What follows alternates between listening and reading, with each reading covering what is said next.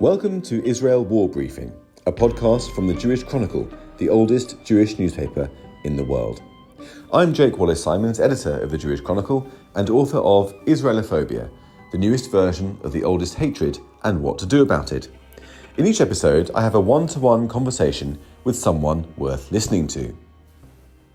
This week, I am honoured to be joined by Hillel Neuer. He's a Canadian international lawyer and the executive director of UN Watch, a human rights NGO and a watchdog based in Geneva. I've wanted to have Hillel on the podcast for a long time, so finally we've managed it. Hillel, welcome.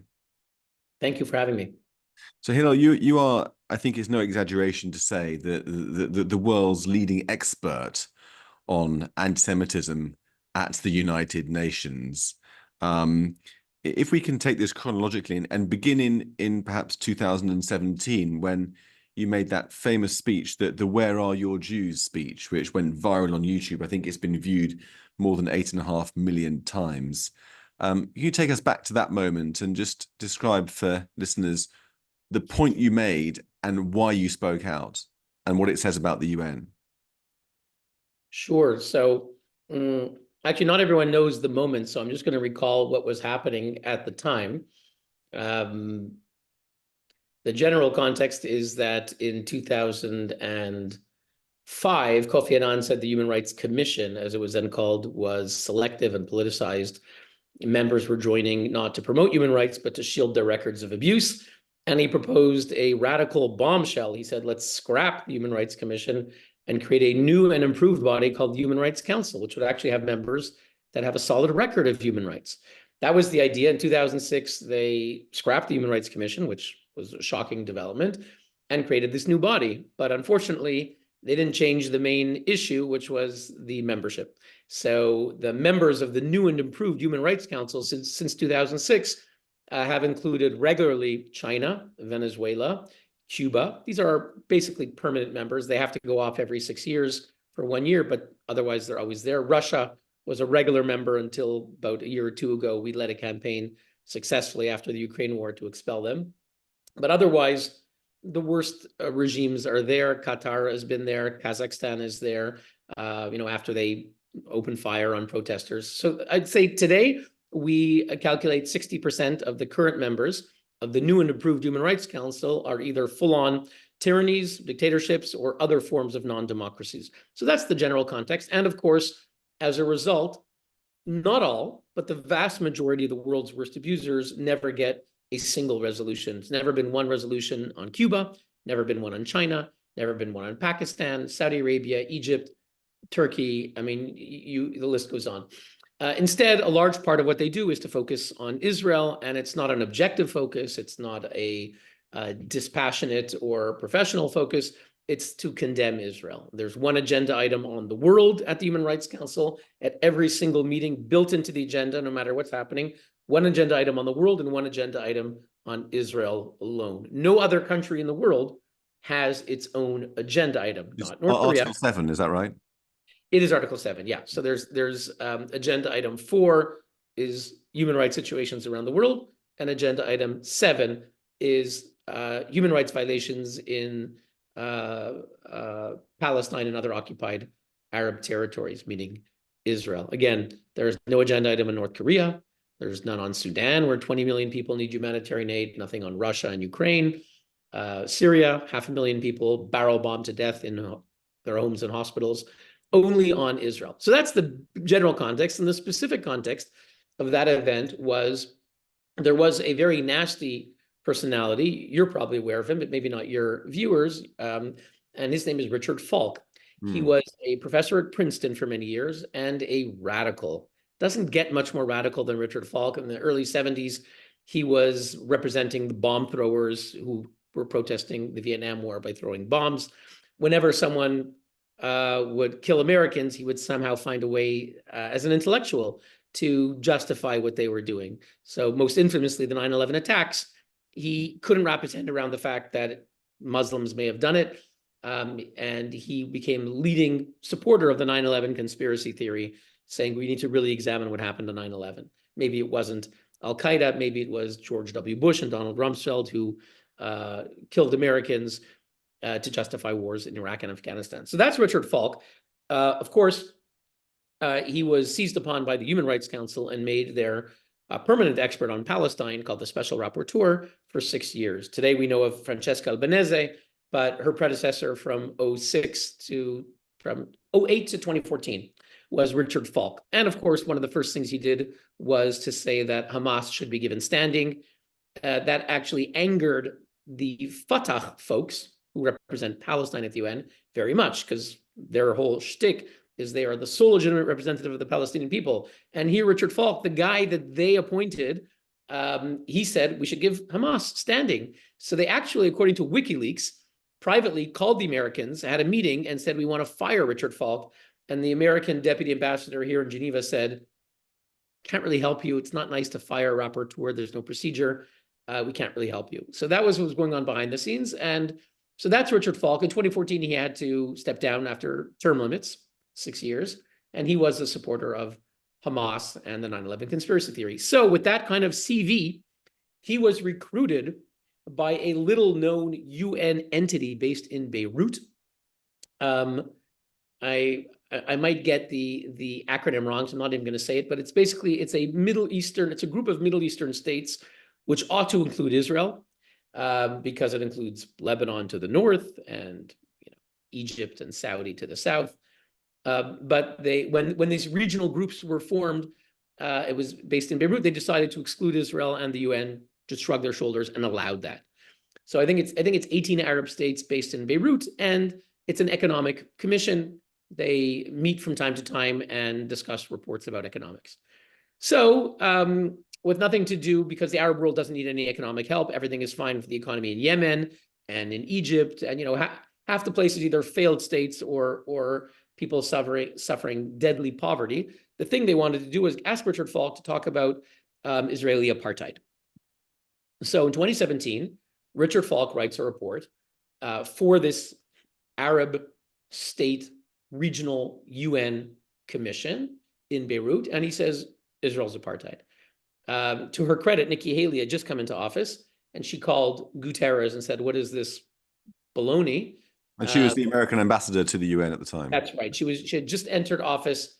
The Trump administration had come in January 2017, and this report comes out, I want to say end of February or early March 2017, so it's just before my speech.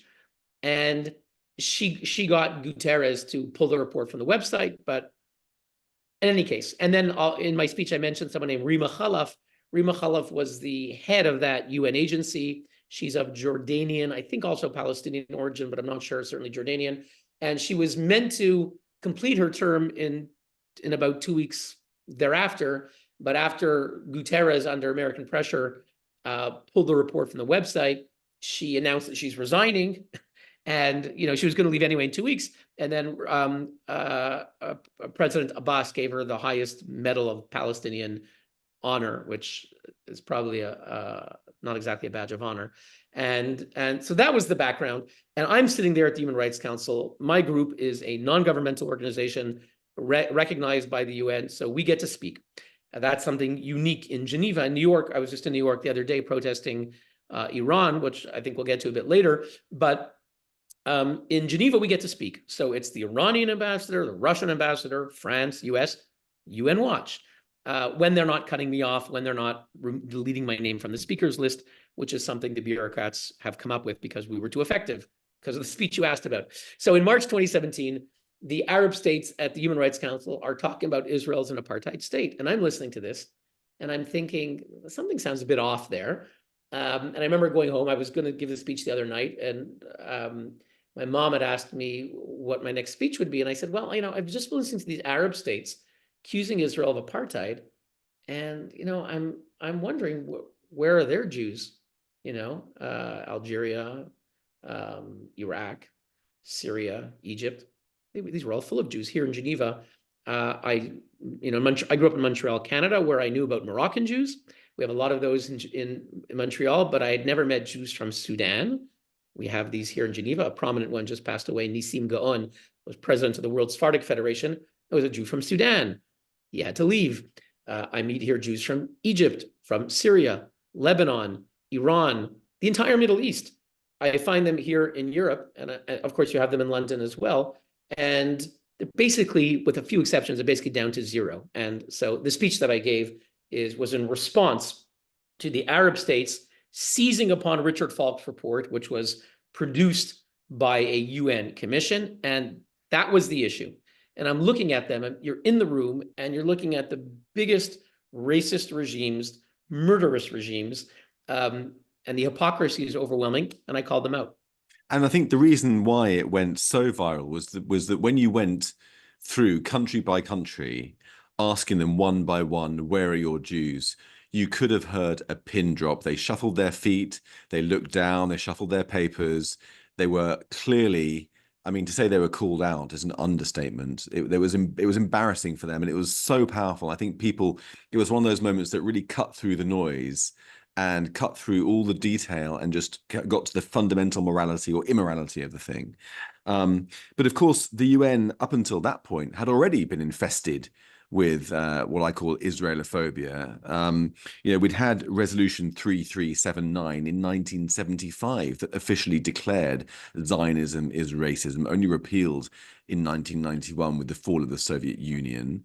We'd had the shameful scenes in Durban in 2001, where a UN conference dissolved into open Jew hatred, led by the president of Iran, Ahmadinejad, at the time. And we'd already had, we'd had many other examples of discrimination against Israel. Why do you think, before we get on to the present day, why do you think the UN has always been like that? Good question. Just a technical point. Ahmadinejad was there at the Durban 2 conference in 2009. Right. In Durban 1, it was people like Castro and Arafat. So I stand corrected. His good friends.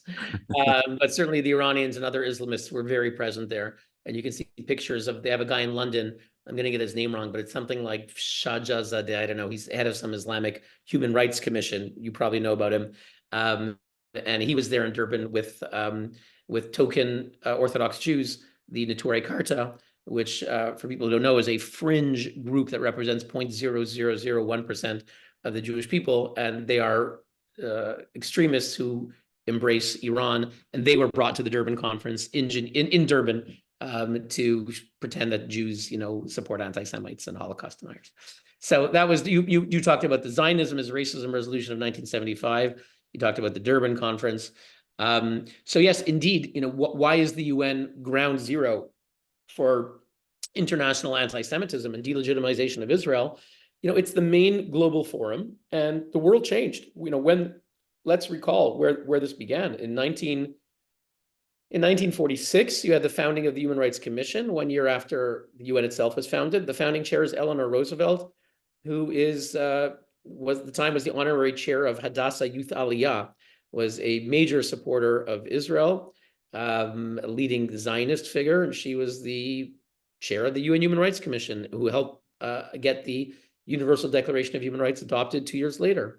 Her vice chair was René Cassin, great French legal philosopher, also a supporter of Israel.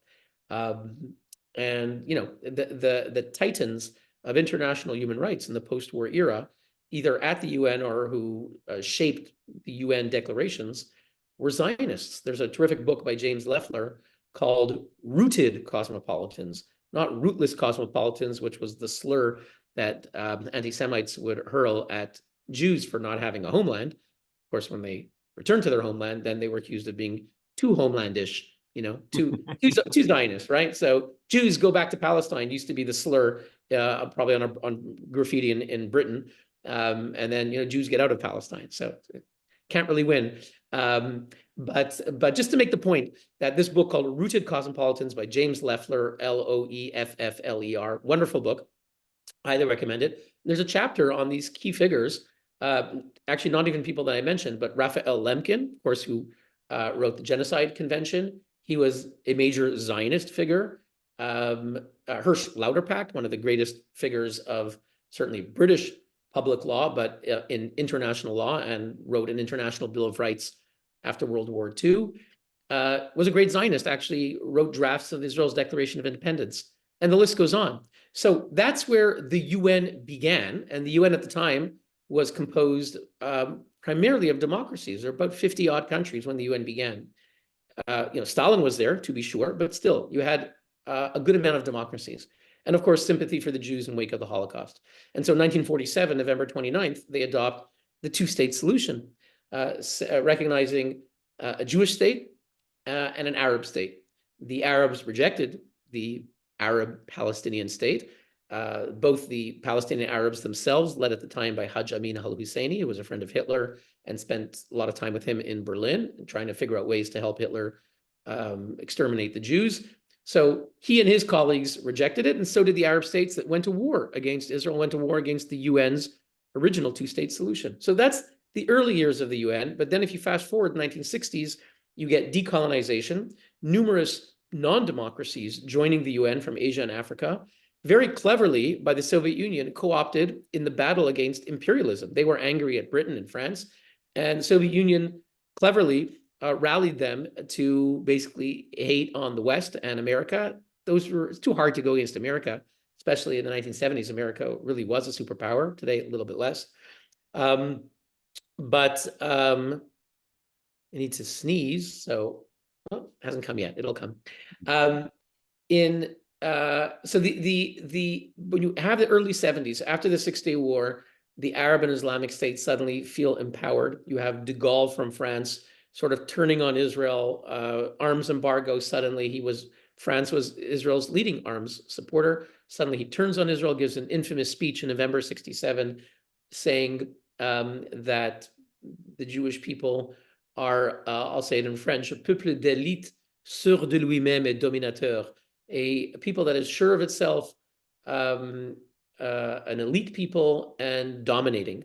He didn't think it was anti-Semitic, but his closest colleague, Raymond Aron, the intellectual, basically broke with de Gaulle after that speech. De Gaulle basically casts Israel as some kind of grand imperialist and aggressor and says, we warned the Jews, don't get greedy and hungry. And from that moment on, there's a new narrative, which is Israel as the occupier and the aggressor and, inverting the David and Goliath. And so the Soviet Union, with its propaganda, a major propaganda machine coming out of the KGB, early in the 60s, the KGB came up with this idea that Zionism is racism, when Zionism was national liberation. It means the Jewish people have a right to their homeland. There's a reason that Eleanor Roosevelt and René Cassin and the other top figures were naturally Zionists, because it was a just cause for the Jews to have their own homeland in their indigenous ancestral homeland, recognized by the League of Nations mandate and effectively by the UN itself. So that's the background, but the KGB turns things on its head. They rally the so-called non-aligned movement. We're basically aligned against the West, and they begin to attack Israel, one resolution after another, a new automatic majority, leading Abba Eban, who was Israel's legendary foreign minister at the time, to make his timeless quip, which was, and I just posted it the other day because it's sadly evergreen, if Algeria were to introduce a resolution declaring that the earth was flat and that Israel was guilty for having flattened it, it would pass by a majority of 163 to 12 with 23 abstentions. So that automatic majority kicks in the early 70s, most infamously, as you said, Jake, in the Zionism is racism resolution. The UN is the perfect body for the Soviet Union and the Arab states to cast Israel as the villain. The General Assembly is this cathedral ceilings with the giant UN logo. It has all the imprimatur and gravitas of international law, but actually it was, as Ambassador Moynihan of the United States at the time said, he called out Idi Amin for being a racist murderer, and these were the regimes that were supposedly speaking out in the name of racism. These were the most racist regimes. So it began then. The UN was the forum that was available for them to kidnap and twist in their Orwellian way, and it basically hasn't stopped ever since. Right, and there's this central mechanism there, isn't there now, whereby human rights standards, to which the democracies aspire to uphold, are weaponized by the main abusers of human rights in order to win advantage over those who uphold them. And you see that same thing happening with Hamas they commit this atrocity, and then they know they can't beat Israel militarily, but they can, they hope, beat Israel if they weaponize human rights standards against Israel by the human sacrifice strategy and by using allies in the international community, international NGOs, the international media, and in the UN to force Israel to stop its campaign under the name of human rights. Is this perverse inversion whereby standards that people that these actors don't uphold themselves are used against their enemies to win in the name of evil, if you like. Which brings us neatly to October the 7th. After October the 7th, the UN Security Council meets pretty quickly, but as far as I know, has still not managed to unequivocally condemn October the 7th. Take us through what happened from that moment in terms of its attitude towards the unfolding hostilities in Gaza. Sure, I'll do that. I just want to expand on an important issue that you touched on, which is how human rights, the language and ideas of human rights have been twisted at the United Nations by the dictatorships, by terrorist regimes. But of course, that's only because they are aiming their strategy at the Western world and at the human rights world. They're not aiming at their own population when they speak that language. Actually, what's interesting is that once upon a time, the Arab states and the terrorist groups would speak the same message in Arabic as what they would say in English. So they'd say, we're going to push the Jews to the sea. And that was the cry in 1947 and 48. They openly called for exterminating the Jews. And Benny Morris, the historian who was considered one of the new historians of Israel, considered a critic of traditional, Zionist Israeli history, but then began to recognize more things. And he said, the 48 war was basically a jihad by the Arabs who wanted, in the name of jihad, wanted to destroy the Jews into the sea, and were invoking jihad. And certainly that was the cry of Nasser in 67. So for a while, I would say maybe up until the 70s, it was pretty hard to dispute that the Arab states wanted to exterminate the Jews, because that's what they would say.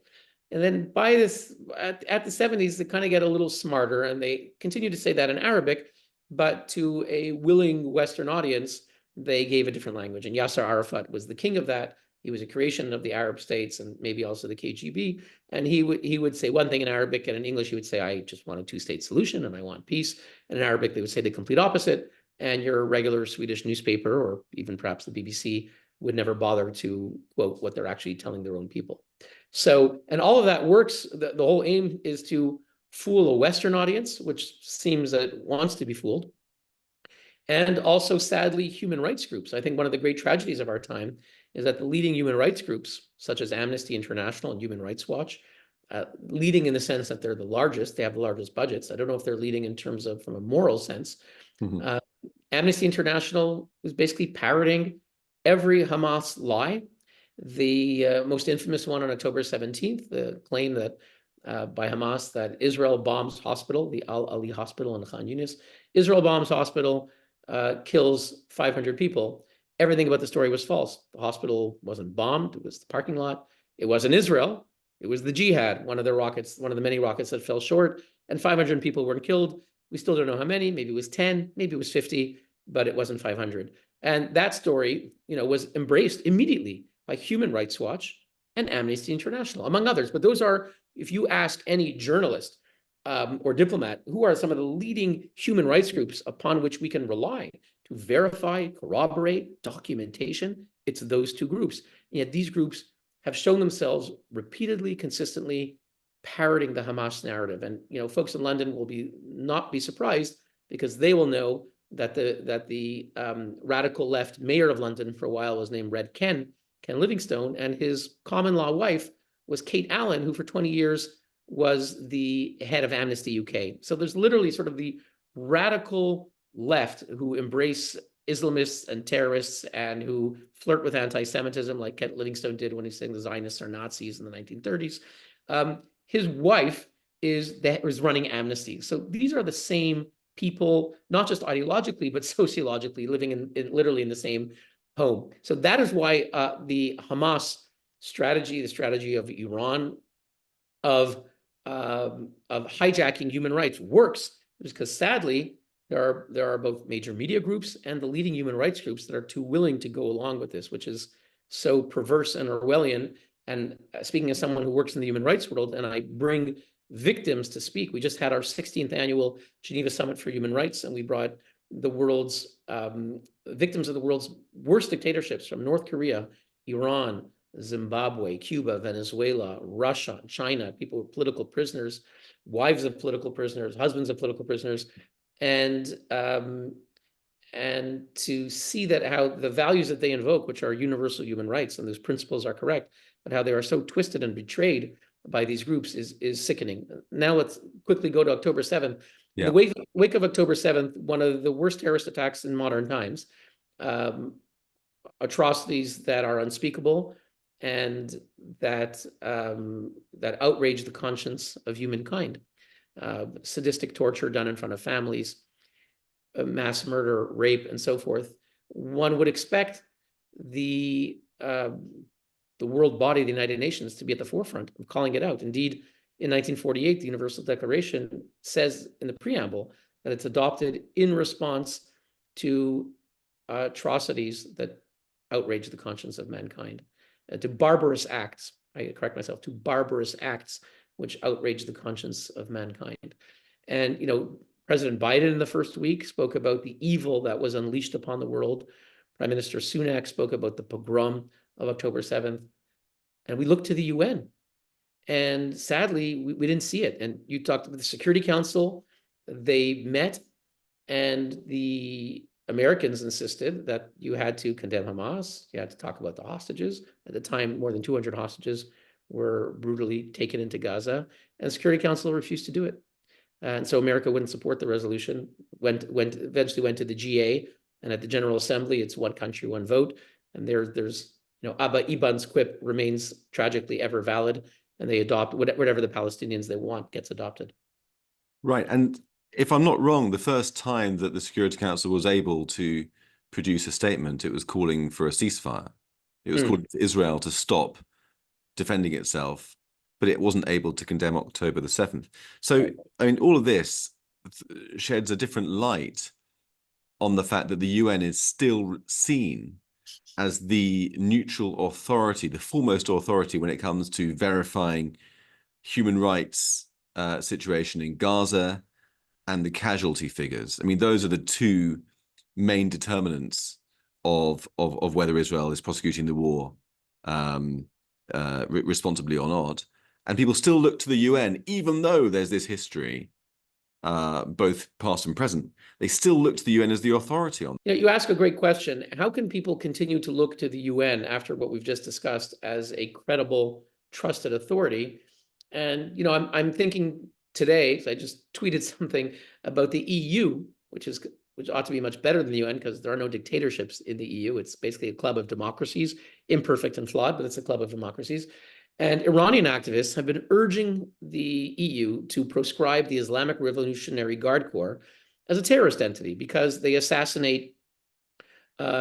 to assassinate journalists like my friend Masih Alinejad in New York, who's the leading activist for women life freedom and has been so for a decade. They tried to kill her and kidnap her twice. They tried to kill Salman Rushdie, the famous novelist. They stabbed him. He's got a patch over his eye, the poor guy. And they tried to assassinate leading American officials, recklessly, you might say. We just got evidence now that they're hiring criminal gangs, which also for the assassinations, they don't necessarily send Iranians. They're clever. They outsource it. They hire various criminals.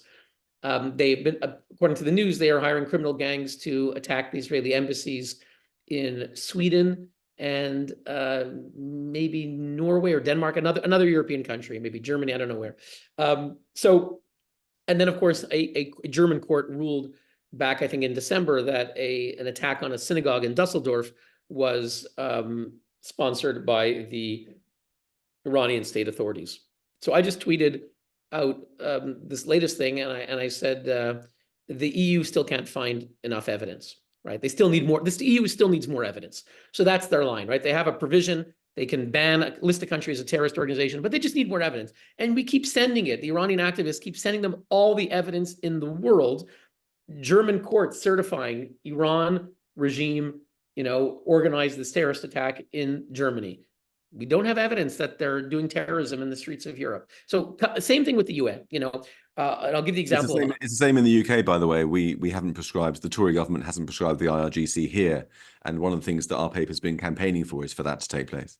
Right. And this is, of course, at our Geneva summit 2 weeks ago, we hosted Pouria Zerati, a Iranian TV presenter from Iran International, who was stabbed on March 20th. Stabbed here, in London.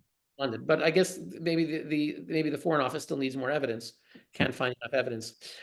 So the same is with the UN. With people, we keep sending lawmakers in various parts of the world evidence of, I don't know, the UNRWA terrorgram, where 3,000 teachers belong to a Telegram chat group, UNRWA teachers in Gaza, that celebrated the atrocities of October 7th.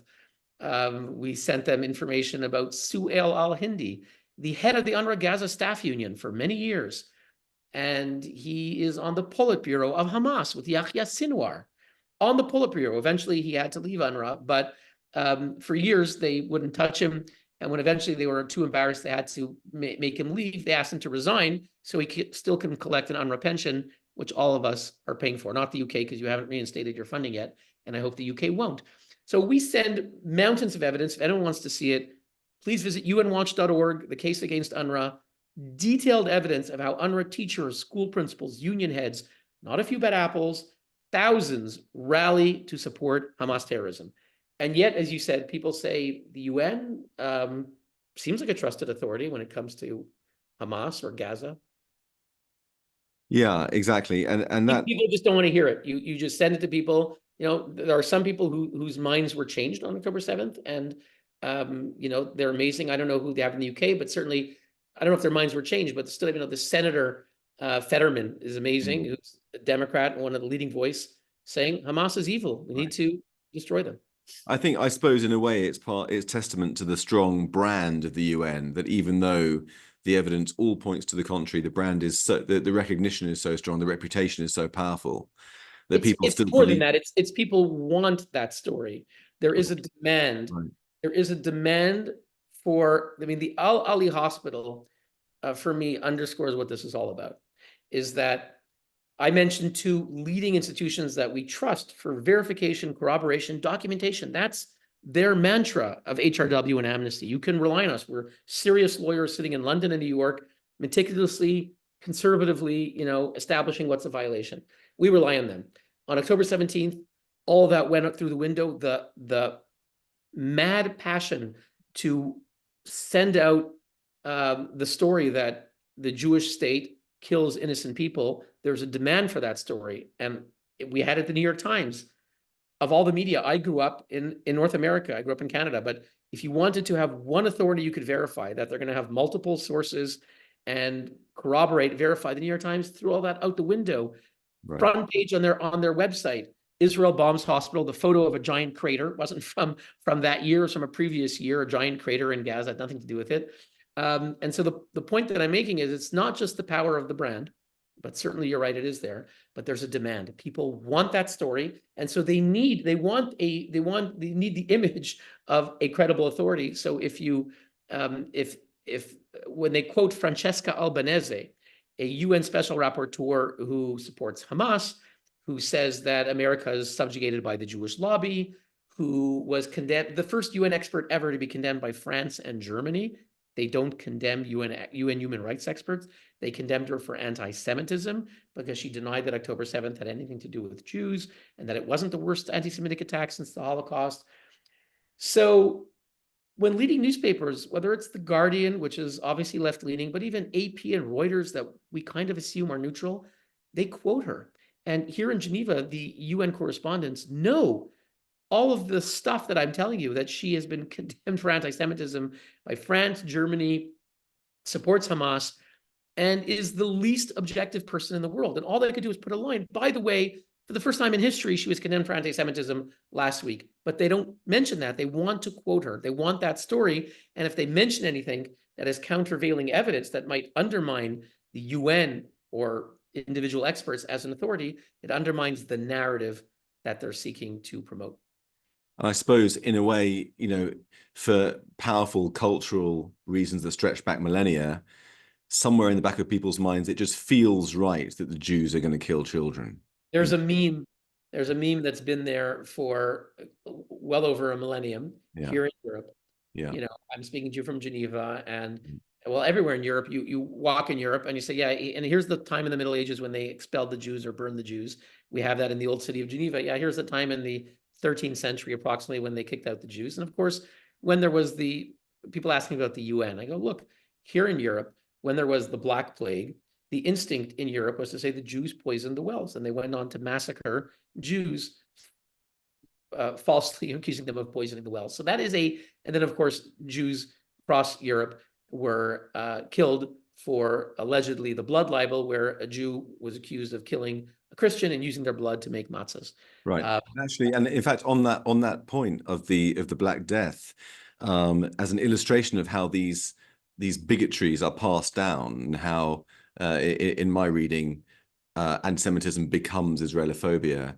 In the Black Death, there were a couple of German economists who did a study, I don't know if you're aware of this, that found that in areas of Germany where they burned Jews to the stake, blaming them for the Black Death in the 14th century, during the Nazi era in the 1930s, they were more likely to vote for the Nazis. Those same areas where they burned Jews 600 years before were more likely to vote Nazi. And that's even though in 400 of the intervening years, Jews were not there, they'd migrated away. But still, the bigotry is passed down generation to generation. And it seems to me as if the old blood libel trope is alive and well today with respect to Israel, is transparently the case. And that's what's infested many parts of the UN, which brings us to Iran and the death of President Raisi and the UN's shameful response to that. What can you tell us about that? Yeah, look, there was a extraordinary incident where a helicopter carrying the president of Iran, the foreign minister, and some other top officials suddenly crashed and they died. We don't know exactly what happened. They say fog, others say it wasn't a fog. Who knows?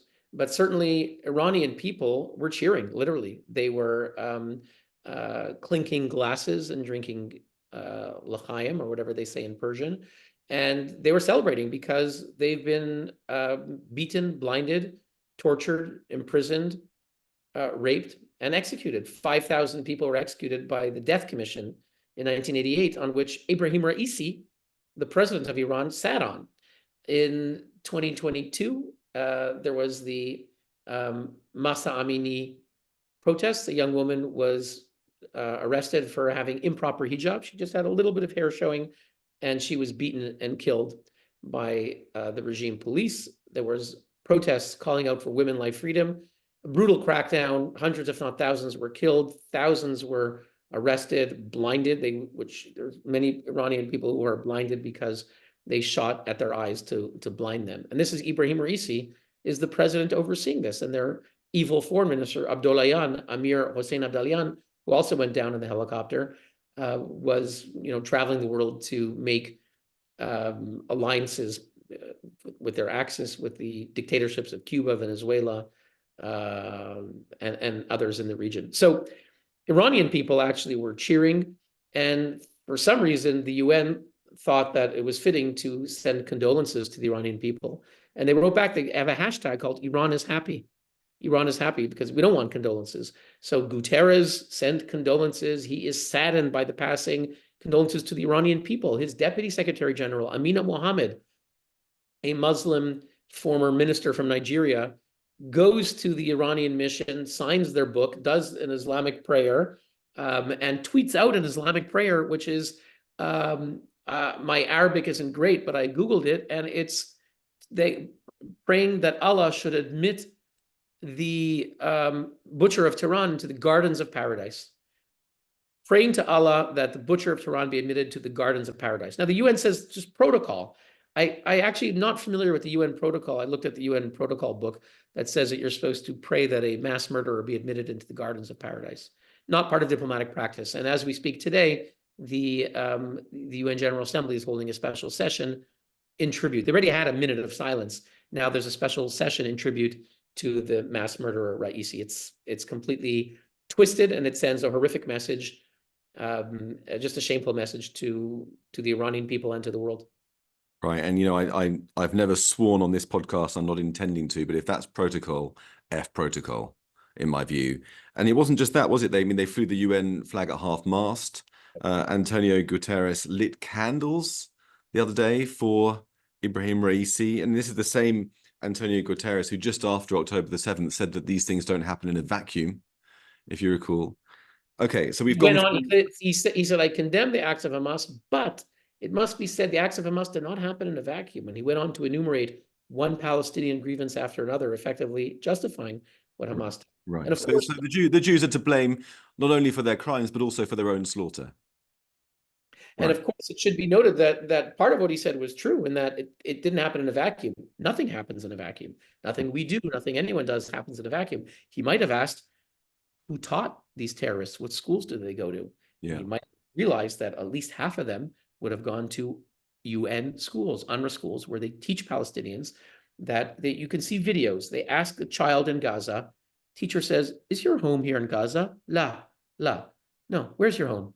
There, in Jaffa, Haifa, Akka, in Israel. So we can give billions of pounds and euros and dollars to the Gazans. We can give them tons of cement. But if they're taught by the UN, by Guterres' UNRWA schools, that their home is not in Gaza, as Dr. Einat Wilf has said so brilliantly, they will use the cement not to build homes, hospitals, and schools, but rather to build hundreds of miles of terror tunnels to make war. And that's what's happening. And UNRWA and the UN plays a key role in it. Didn't happen in a vacuum. What schools did they go to? What were they taught? That's not a question that he's asked to date. Right. And in fact, UNRWA is in itself an organ to further the destruction of Israel, because we know this, the Palestinian refugee situation is unique in the world in terms of its status in the UN. They passed the refugee status down through the generations. Even someone like the Hadid family, who are wealthy in America, high profile, famous, they're still refugees. They're not counted as Americans. They're counted as Palestinian refugees. So the refugee numbers are many multiples of the times the original population who fled Israel in 1948. And UNRWA is created as a vehicle to get this swelling number of generations of people the right of return, in order to erase Israel. And it's all nakedly obvious. We all know that this is happening. So my final question to you is, what can people do? What can we do about it? Maybe two questions. What would a sane UN look like? And is there any snowball's chance in hell of us ever getting to that point? You work on this, presumably, you're there trying to clean up the UN. It's like trying to clean up a mess that's almost unfathomable. I mean, what can be done? And are we ever going to win?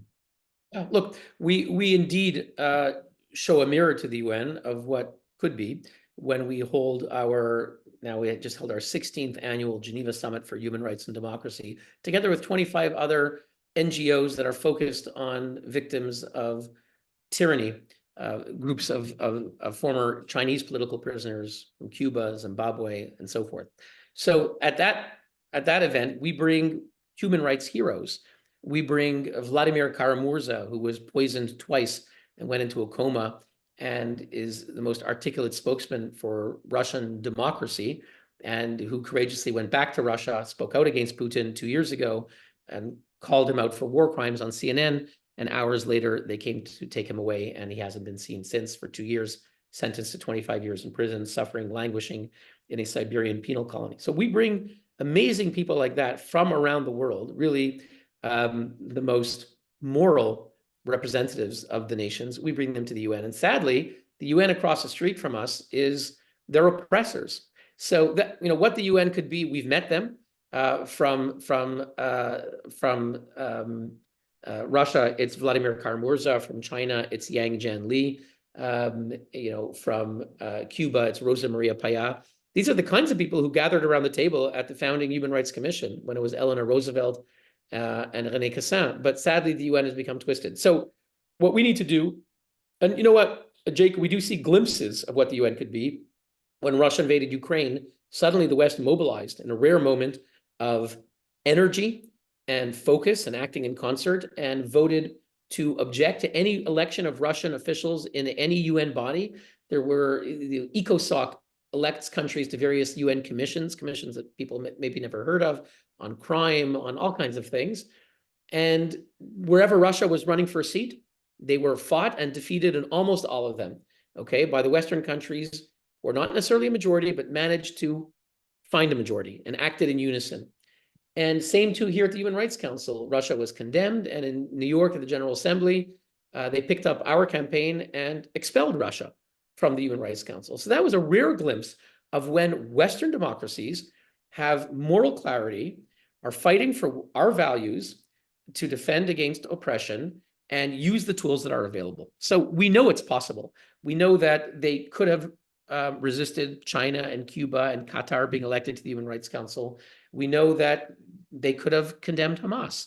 Nikki Haley tried to do it several years ago in the General Assembly, and actually did get a majority, but not a sufficient majority in order to pass a certain amendment. And if I'm not mistaken, Switzerland refused to support it at the time. Things are a bit better in Switzerland, and maybe today they would have supported it. They would support it. And we actually hope that Switzerland will ban Hamas finally as a terrorist organization. So the bottom line is that we have a vision of what could be. We see it in rare moments when they do the right thing. Too often our diplomats go along to get along and drop the ball. They want business with China. They want business with Iran. And maybe they don't have enough confidence in the righteousness of Western democracy, which, with all its flaws, it's what's given us human rights as we know it, freedom of speech as we know it. The radicals on campus in America couldn't do that. They're against Western imperialism. Go try to do it in the countries that they embrace. If they want to go do it in Iran or in Gaza, or pick your tyranny, they'd be locked up. And there's a number of LGBT activists among them, like the belly button jihadi guy who was doing his cosplay, wearing a midriff with a keffiyeh, sitting next to that woman from Colombia who was calling for humanitarian aid because they didn't have a meal in the past 5 minutes, and if they didn't get food from their meal plan, they would die, and they needed humanitarian aid. So these folks, are emblematic of how the new generation and sometimes the West is lacking confidence in the rightness of its path. I'm reminded of George Orwell, who was a left-wing critic of England at the time and British aristocracy and so forth, but he did not like the fact that, I think it was at Cambridge, you can correct me if I'm wrong, Cambridge or Oxford, I think it was Cambridge, which adopted a resolution in the 1930s saying that they would not fight for king and country. And Orwell understood that with all the terrible flaws of British society at the time, which was aristocratic and unfair and so forth, he said it's still half a loaf versus no bread at all. He understood that British democracy had all the right seeds of civilization, and that it had the tools to correct itself, but that the other lot, at the time the Nazis, or Stalin, were the enemies of civilization. And that's sadly coming back to the UN. You asked about the UN. So I'm giving you a long-winded answer, but it begins with our own democracies understanding that we have something precious, our individual freedoms, our rule of law, our Western civilization. It's not perfect by far. We've corrected ourselves in many ways on race, on gender, on LGBT, and for all its flaws, we're on the right path. That's what Douglas Murray has said. What's so paradoxical, that just as a train is pulling into the station, that we're actually correcting historic injustices precisely at that moment when really, there's gay marriage, and there's equality for women, and there's, never been more equality for Black people with all the flaws. Precisely then, the radicals went into the streets and said, you have to destroy our societies. So there is a problem beyond the UN. It's that our own democracies don't quite see the path. And if they were to see the path, then I think that might energize them to fight tyrannies at the UN. And that's what we try to do, is sort of light the torch for the democracies and what they should be doing at the UN. And the UN is not going away. So this battle remains before us. Well, you managed to bring us to an inspiring end against all the odds, Hillel. So thank you so much for joining us today. It's been a fascinating conversation. I hope to get you on the podcast at some point soon. Thank you for having me. It's been a pleasure. Thank you. Bye-bye.